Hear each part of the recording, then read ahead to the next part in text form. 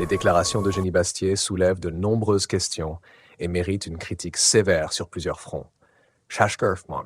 1. Manque de respect envers les aînés. Bastier démontre un mépris flagrant pour les personnes âgées, qualifiant leur pension et leur statut de sacré de manière péjorative.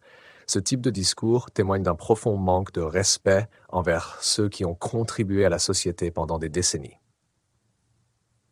Son approche stigmatise les retraités comme des fardeaux, ignorant ainsi les sacrifices qu'ils ont consentis au fil de leur vie professionnelle. 2. Simplification de la dette publique.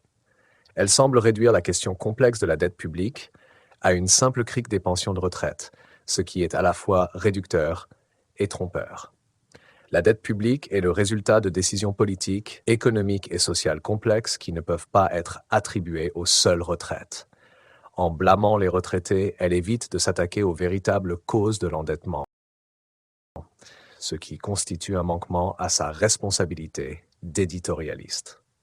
3. Inexactitude historique et politique. Accuser François Mitterrand d'être le responsable principal des problèmes actuels des retraites est une simplification grotesque et une distorsion historique. Cette réforme a été le fruit d'un contexte social et économique bien plus vaste. La prise de position de Bastier laisse entendre qu'elle ignore les enjeux politiques et économiques qui ont façonné le système de retraite au fil des décennies. 4. Alimentation de la division générationnelle.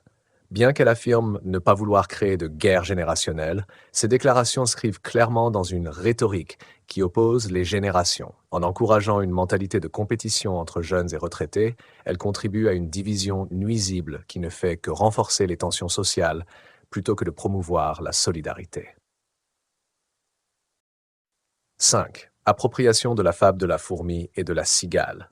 L'analogie de Bastier entre les retraités, fourmis, et les actifs, cigales, est non seulement simpliste, mais également déformante. La fable, qui souligne des valeurs de prévoyance, ne doit pas être utilisée pour stigmatiser les retraités en tant que consommateurs passifs qui auraient échoué à se préparer à l'avenir. Cela ignore les réalités économiques auxquelles beaucoup d'entre eux ont fait face et réduit des vies humaines à de simples catégories économiques. 6. Tabou des pensions. Sa suggestion que les pensions de retraite ne peuvent être abordées dans le débat public est également problématique. Les retraites sont un droit acquis par les travailleurs qui ont cotisé pour bénéficier d'une pension. Les remettre en question sans tenir compte de l'équité et des contributions des retraités est irresponsable et témoigne d'un manque d'empathie.